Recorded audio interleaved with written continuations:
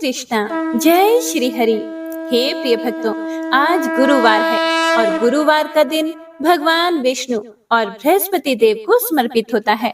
तो आइए सभी मनोकामनाओं को पूर्ण करने वाली बृहस्पति देव की बड़ी ही पावन कथा का रसपान करते हैं। जय श्री गणेश। भारतवर्ष में एक प्रतापी और दानी राजा राज्य करता था। वह नित्य गरीबों और ब्राह्मणों की सहायता करता था, लेकिन यह बात उसकी रानी को अच्छी नहीं लगती थी। वह ना ही गरीबों को दान देती, ना ही भगवान का पूजन करती थी और राजा को भी दान देने से मना किया करती थी।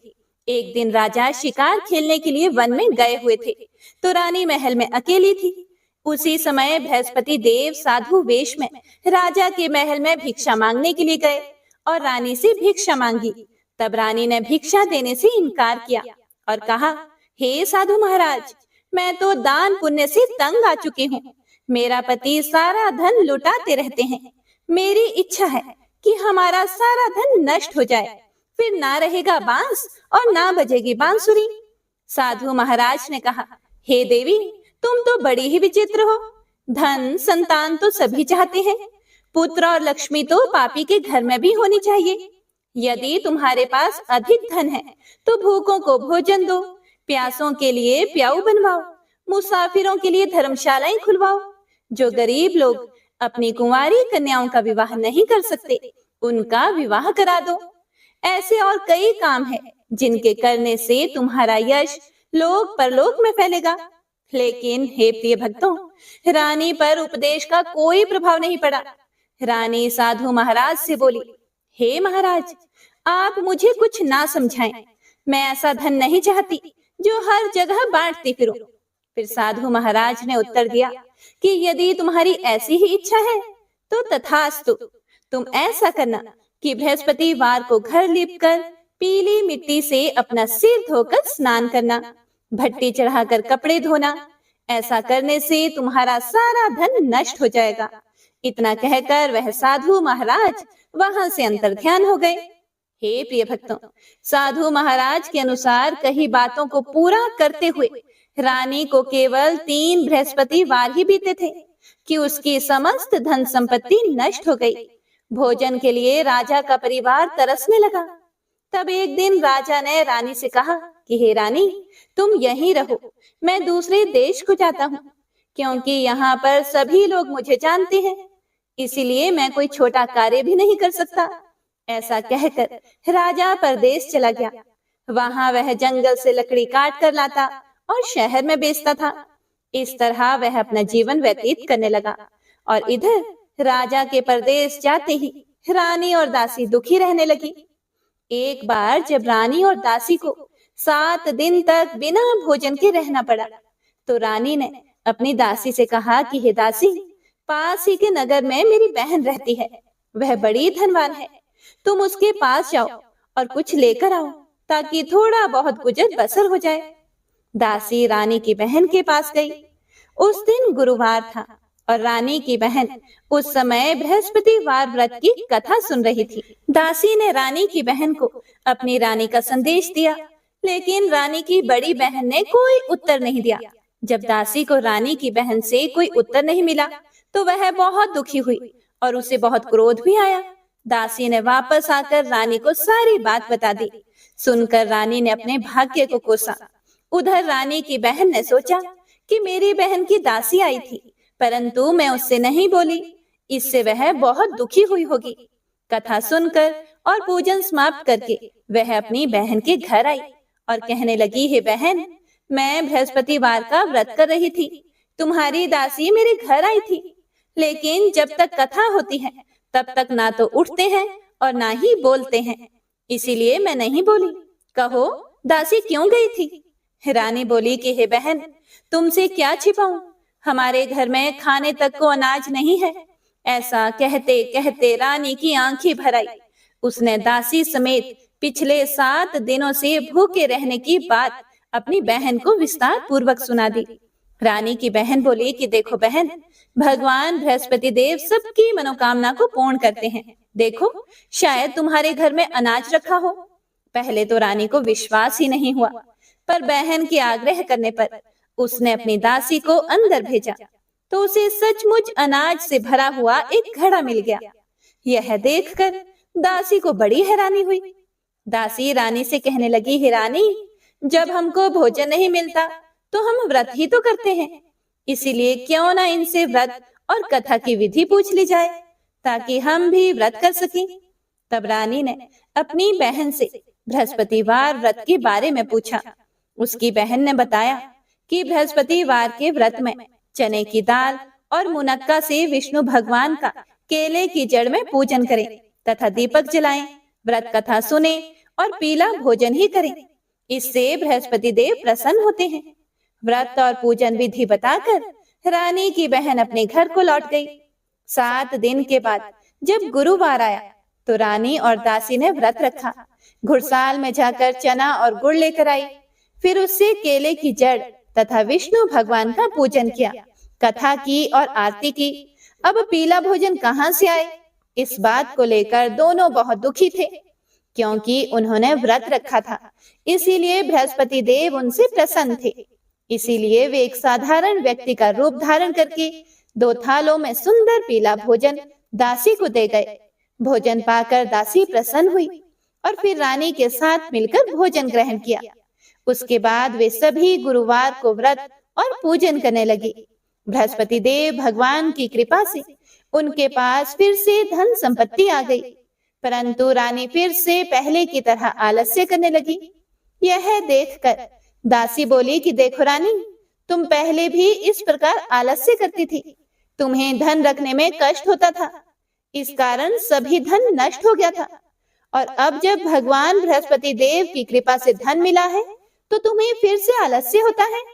रानी को समझाते हुए दासी कहती है कि बड़ी मुसीबतों के बाद हमने यह धन पाया है, इसीलिए हमें दान पुण्य करना चाहिए, भूखे मनुष्यों को भोजन कराना चाहिए और धन को शुभ कार्यों में खर्च करना चाहिए, जिससे तुम्हारे कुल का यश बढ़ेगा और स्वर्ग की प्राप्ति होगी और पितृ प्रसन्न होंगे।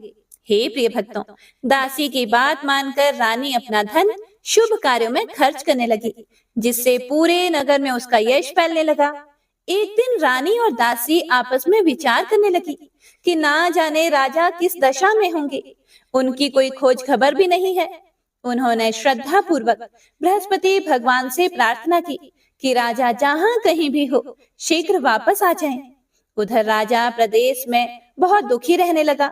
वह प्रतिदिन जंगल से लकड़ियां काट कर लाता और उसे शहर में बेचकर अपने दुखी जीवन को बड़ी कठिनता से व्यतीत कर रहा था। एक दिन दुखी होकर अपनी पुरानी बातों को याद करके वह राजा रोने लगा और उदास हो गया। उसी समय राजा के पास बृहस्पति देव साधु के वेश में आकर बोले, हे लकड़हारे, तुम इस सुनसान जंगल में किस चिंता में बैठे हो, मुझे बताओ। यह सुनकर राजा की आंखों में आंसू आ गए। राजा ने हाथ जोड़कर साधु महाराज को प्रणाम किया और संपूर्ण कहानी सुना दी। महात्मा तो दयालु होते हैं।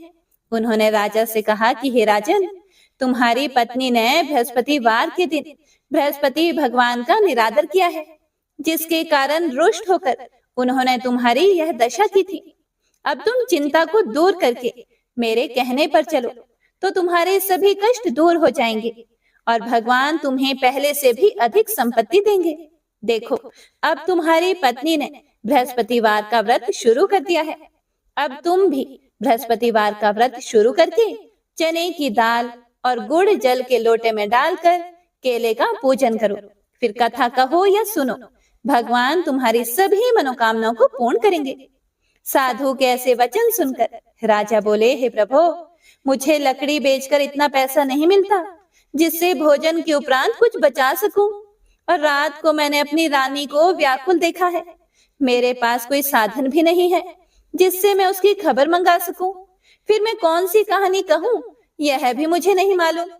साधु महाराज बोले, हे राजन, मन में बृहस्पति भगवान के पूजन व्रत का निश्चय करो, वे स्वयं ही तुम्हारे लिए कोई ना कोई राह बना देंगे। बृहस्पतिवार के दिन तुम रोजाना की तरह लकड़ियां लेकर शहर को जाओ।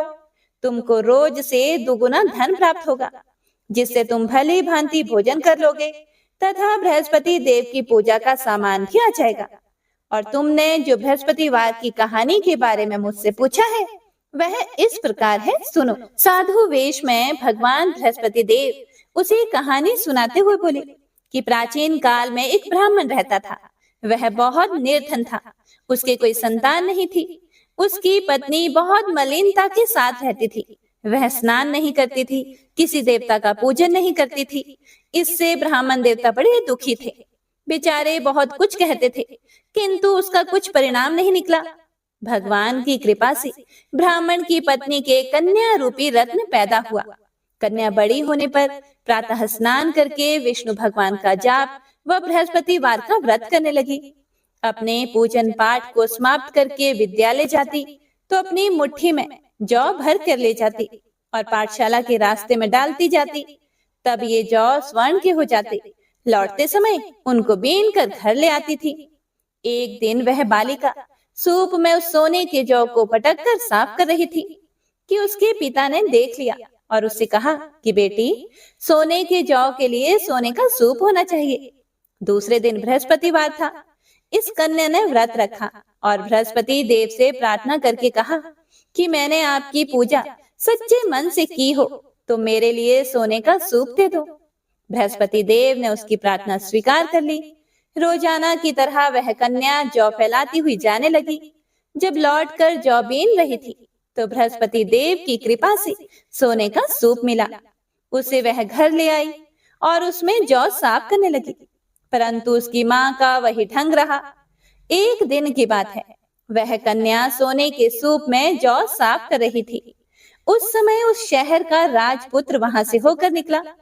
इस कन्या के रूप और कार्य को देखकर वह मोहित हो गया तथा अपने घर आकर भोजन तथा जल त्याग कर उदास होकर लेट गया। राजा को इस बात का पता लगा तो अपने प्रधानमंत्री के साथ उसके पास गए और बोले, हे पुत्र, तुम्हें किस बात का कष्ट है? किसी ने अपमान किया है अथवा और कारण हो तो कहो, मैं वही कार्य करूंगा जिससे तुम्हें प्रसन्नता हो। अपने पिता की राजकुमार ने बातें सुनी तो वह बोला कि मुझे आपकी कृपा से किसी बात का दुख नहीं है। किसी ने मेरा अपमान भी नहीं किया है, परंतु मैं उस लड़की से विवाह करना चाहता हूँ जो सोने के सूप में जौ साफ कर रही थी। यह सुनकर राजा आश्चर्य में पड़ा और बोला, हे पुत्र, इस तरह की कन्या का पता तुम ही लगाओ, मैं उसके साथ तेरा विवाह अवश्य ही करवा दूंगा। राजकुमार ने उस लड़की के घर का पता बताया।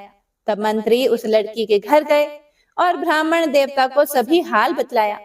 ब्राह्मण देवता राजकुमार के साथ अपनी कन्या का विवाह करने के लिए तैयार हो गए तथा विधि विधान के अनुसार ब्राह्मण की कन्या का विवाह राजकुमार के साथ हो गया।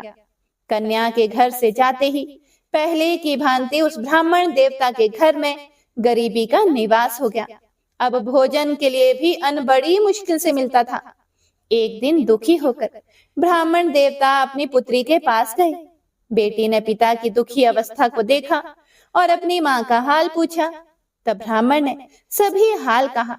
कन्या ने बहुत सा धन देकर अपने पिता को विदा कर दिया। इस तरह ब्राह्मण का कुछ समय सुखपूर्वक व्यतीत हुआ। कुछ दिनों के बाद फिर से वही हाल हो गया। ब्राह्मण फिर अपनी कन्या के यहाँ गया और सारा हाल कहा तो लड़की बोली, हे पिताजी, आप माता जी को यहाँ लाओ, मैं उन्हें विधि बता दूंगी जिससे गरीबी दूर हो जाए। वह ब्राह्मण देवता अपनी पत्नी को साथ लेकर पहुंचे तो अपनी माँ को वह समझाने लगी कि हे माँ, आप प्रातः काल प्रथम स्नान आदि करके विष्णु भगवान का पूजन करो तो सब दरिद्रता दूर हो जाएगी। परंतु उसकी माँ ने एक भी बात नहीं मानी और प्रातः काल उठकर अपनी पुत्री के बच्चों की जूठन को खा लिया। इससे उसकी पुत्री को भी बहुत गुस्सा आया और एक रात को कोठरी से सभी सामान निकाल दिया और अपनी माँ को उसमें बंद कर दिया। प्रातः काल उसे निकाला तथा स्नान आदि कराकर पाठ करवाया तो उसकी माँ की बुद्धि ठीक हो गई और फिर प्रत्येक बृहस्पतिवार को व्रत रखने लगी। इस व्रत के प्रभाव से उसके माँ बाप बहुत ही धनवान और पुत्रवान हो गए और बृहस्पति जी के प्रभाव से इस लोक के सुख भोग कर स्वर्ग को प्राप्त हुए। कथा कहकर साधु बने बृहस्पति देव वहां से अंतर ध्यान हो गए। धीरे धीरे समय व्यतीत होने पर फिर वही बृहस्पतिवार का दिन आया। लकड़हारा जंगल से लकड़ी काटकर किसी शहर में बेचने गया। उसे उस दिन और दिन से अधिक पैसा मिला। राजा ने चना गुड़ आदि लाकर गुरुवार का व्रत किया। उस दिन से उसके सभी दुख दूर हुए। परंतु जब दोबारा गुरुवार का दिन आया तो बृहस्पतिवार का व्रत करना वह भूल गया। इस कारण बृहस्पति भगवान नाराज हो गए। उस दिन उस नगर के राजा ने विशाल यज्ञ का आयोजन किया तथा शहर में यह घोषणा करा दी कि कोई भी मनुष्य अपने घर में भोजन ना बनाए, न आग जलाए। समस्त जनता मेरे यहाँ भोजन करने आए। इस आज्ञा को जो नहीं मानेगा उसे फांसी दी जाएगी।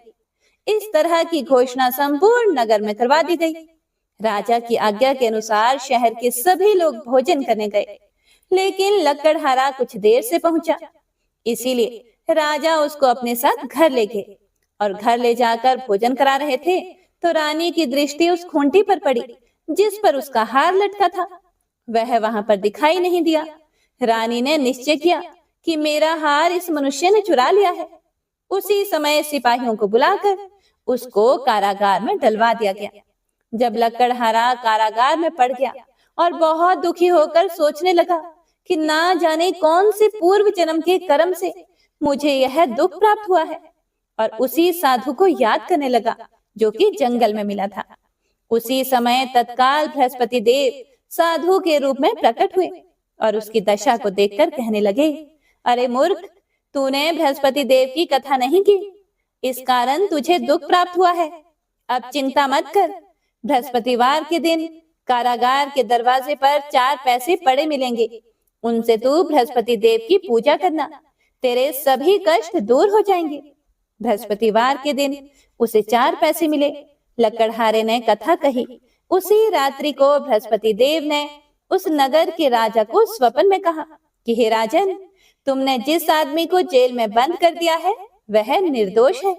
वह एक राजा है, उसे छोड़ देना। रानी का हार उसी खूंटी पर लटका है। अगर तू ऐसा नहीं करेगा तो मैं तेरे राज्य को नष्ट कर दूंगा।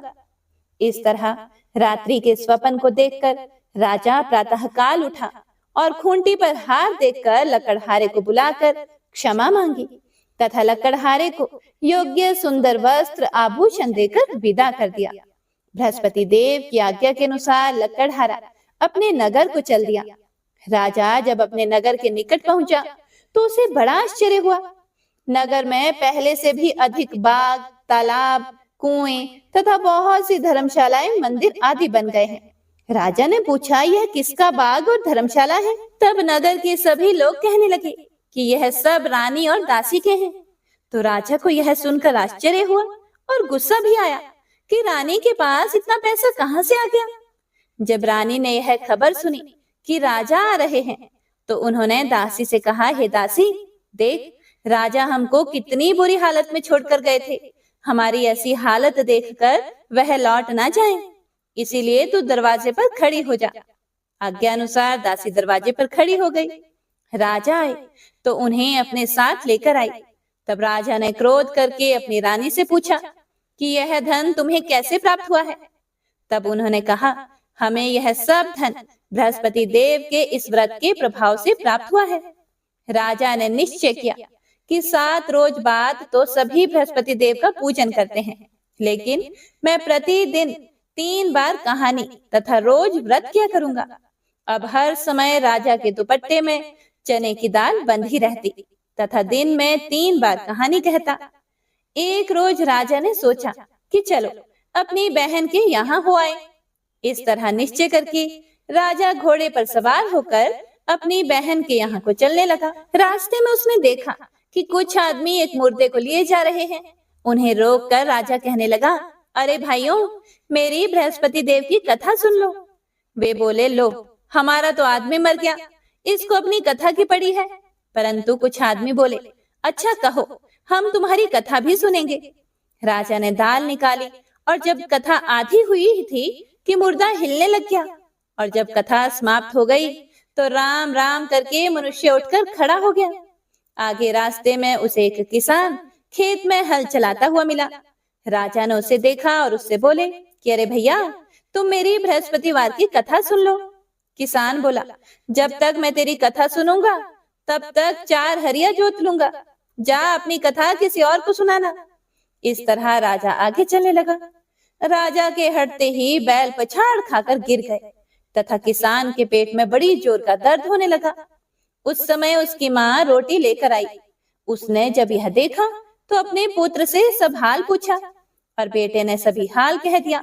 तो बुढ़िया दौड़ी दौड़ी उस घुड़सवार के पास गई और उससे बोली कि मैं तेरी कथा सुनूंगी, तू अपनी कथा मेरे खेत पर चलकर ही कहना। राजा ने बुढ़िया के खेत पर जाकर कथा कही, जिसके सुनते ही वह बैल उठ खड़े हुए तथा किसान के पेट का दर्द भी बंद हो गया। राजा अपनी बहन के घर पहुंचा। बहन ने भाई की खूब मेहमानी की। दूसरे रोज प्रातःकाल राजा जगा तो वह देखने लगा कि सब लोग भोजन कर रहे हैं। राजा ने अपनी बहन से कहा, ऐसा कोई मनुष्य है जिसने भोजन नहीं किया हो? मेरी बृहस्पतिवार की कथा सुन ले। बहन बोली, हे भैया, यह देश ऐसा ही है। पहले यहाँ लोग भोजन करते हैं, बाद में अन्य काम करते हैं। अगर कोई पड़ोस में हो तो देख आती हूँ। वह ऐसा कहकर देखने चली गई, परंतु उसे कोई भी ऐसा व्यक्ति नहीं मिला जिसने भोजन नहीं किया हो। इसीलिए वह एक कुम्हार के घर गई, जिसका लड़का बीमार था। उसे मालूम हुआ कि उनके यहाँ 3 रोज से किसी ने भी भोजन नहीं किया है। रानी ने अपने भाई की कथा सुनने के लिए कुम्हार से कहा और वह तैयार हो गया। राजा ने जाकर बृहस्पतिवार की कथा कही, जिसको सुनकर उसका लड़का ठीक हो गया। अब तो राजा की प्रशंसा होने लगी। एक रोज राजा ने अपनी बहन से कहा, हे बहन, हम अपने घर को जाएंगे, तुम भी तैयार हो जाओ। राजा की बहन ने अपनी सास से कहा तो सास ने कहा कि हाँ चली जा, परंतु अपने लड़कों को मत ले जाना, क्योंकि तेरे भाई के कोई औलाद नहीं है। बहन ने अपने भैया से कहा, हे भैया, मैं तो चलूंगी, पर कोई बालक नहीं जाएगा। राजा बोला, जब कोई बालक नहीं चलेगा तब तुम भी क्या करोगी? बड़े दुखी मन से राजा अपने नगर को लौट आया। राजा ने अपनी रानी से कहा, हम निर्वंशी हैं, हमारा मुंह देखने का धर्म नहीं है और कुछ भोजन आदि नहीं किया। रानी बोली, हे प्रभु, बृहस्पति देव ने हमें सब कुछ दिया है, वह हमें औलाद अवश्य देंगे। उसी रात को बृहस्पति देव ने राजा के स्वप्न में कहा, हे राजा, उठो, सभी सोच त्याग दो, तेरी रानी गर्भ से है। राजा को यह बात सुनकर बड़ी खुशी हुई। 9वें महीने में उसकी पत्नी के गर्भ से एक सुंदर पुत्र पैदा हुआ। तब राजा बोला, हे रानी, स्त्री बिना भोजन के रह सकती है, पर बिना कहे नहीं रह सकती। जब मेरी बहन आए तुम उससे कुछ मत कहना। रानी ने सुनकर हाँ कर दिया। जब राजा की बहन ने यह शुभ समाचार सुना तो वह बहुत खुश हुई तथा बधाई लेकर अपने भाई के यहाँ आई। तभी रानी ने कहा, घोड़ा चढ़कर तो नहीं आई, गधा चढ़ी आई। राजा की बहन बोली, भाभी, इस प्रकार ना कहती तो तुम्हें औलाद कैसे होती? बृहस्पति देव ऐसे ही है, जैसी जिसके मन में कामनाएं हैं सभी को पूर्ण करते हैं।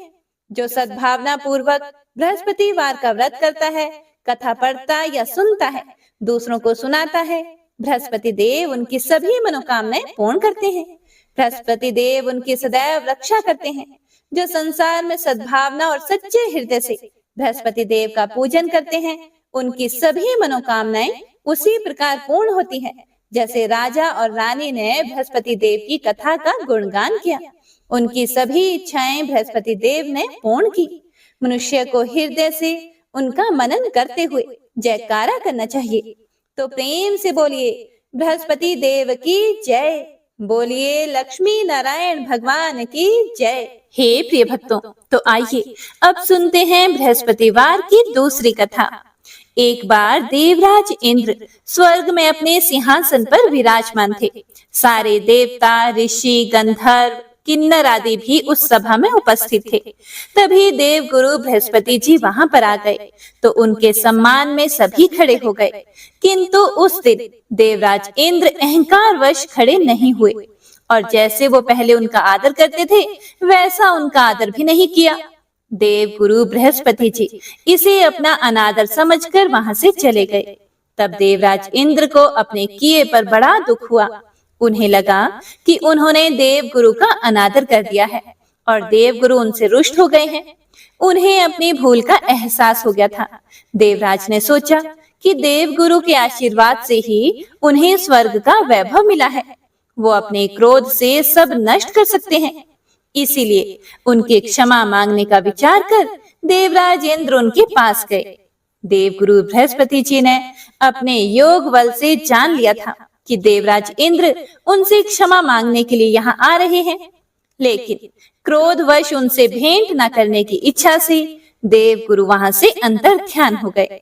जब देवराज इंद्र को देवगुरु बृहस्पति जी वहां नहीं मिले तो वे निराश होकर वापस लौट गए। यह समाचार जब दैत्यों के राजा वृषवर्मा ने सुना तो उसने दैत्य गुरु शुक्राचार्य से भेंट की और उनकी आज्ञा से इंद्रलोक पर आक्रमण कर दिया। देवगुरु की कृपा प्राप्त न होने के कारण देवता दैत्यों से हारने लगे। तब देवताओं ने ब्रह्मा जी को सारा वृतांत सुनाया और उनसे सहायता मांगी। तब ब्रह्मा जी ने उनसे कहा कि तुमसे बहुत बड़ा अपराध हुआ है जो तुमने देव गुरु को क्रोधित कर दिया है।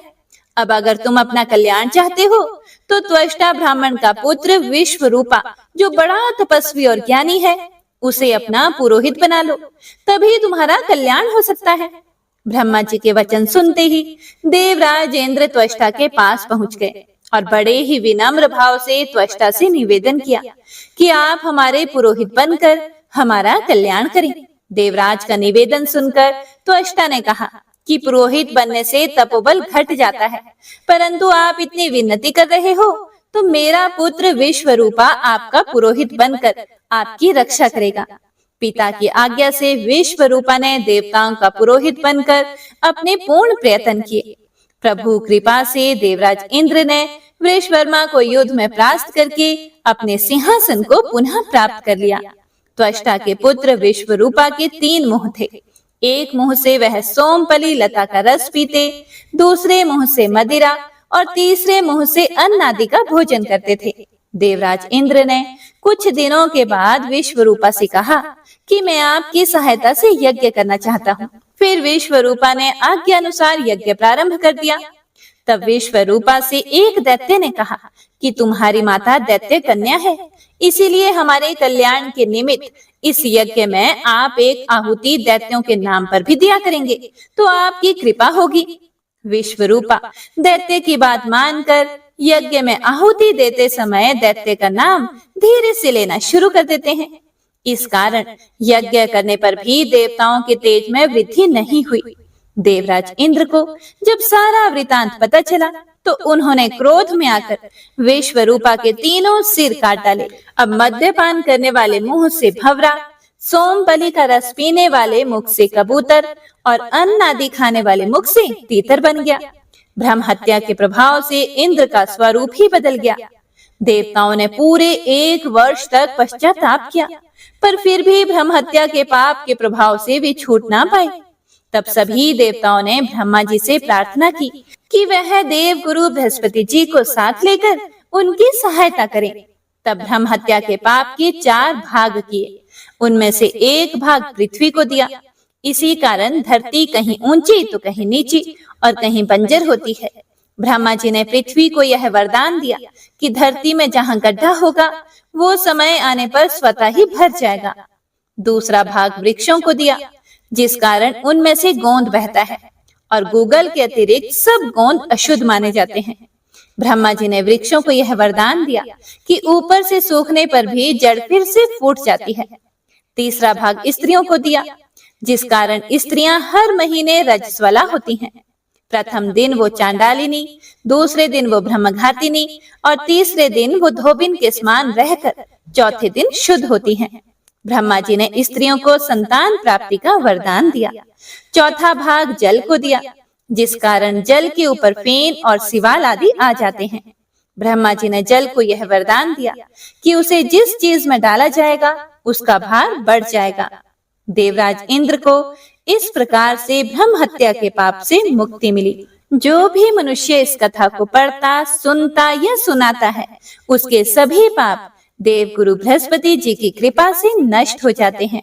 तो सभी भक्तजन प्रेम से बोलिए श्री हरि विष्णु भगवान की जय, बोलिए बृहस्पति देव की जय।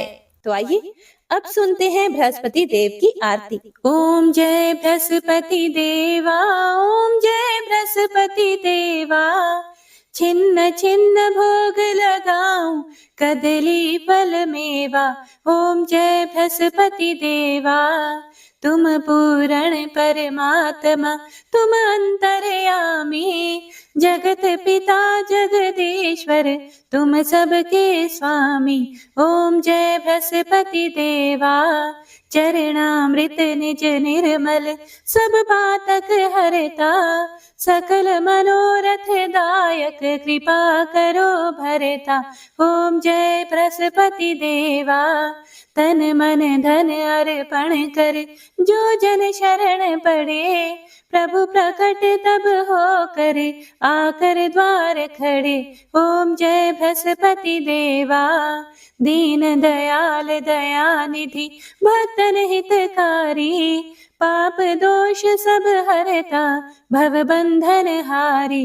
ओम जय बृहस्पति देवा, सकल मनोरथ दायक, सब संशय तारो, वेश विकार मिटाओ, संतन सुखकारी। ओम जय बृहस्पति देवा, जो कोई आरती तेरी प्रेम सहित गावे, ज्येष्ठानंद बंद सो निश्चय ही पावे। ओम जय बृहस्पति देवा, ओम जय बृहस्पति देवा। तो प्रेम से बोलिए भगवान बृहस्पति देव की जय।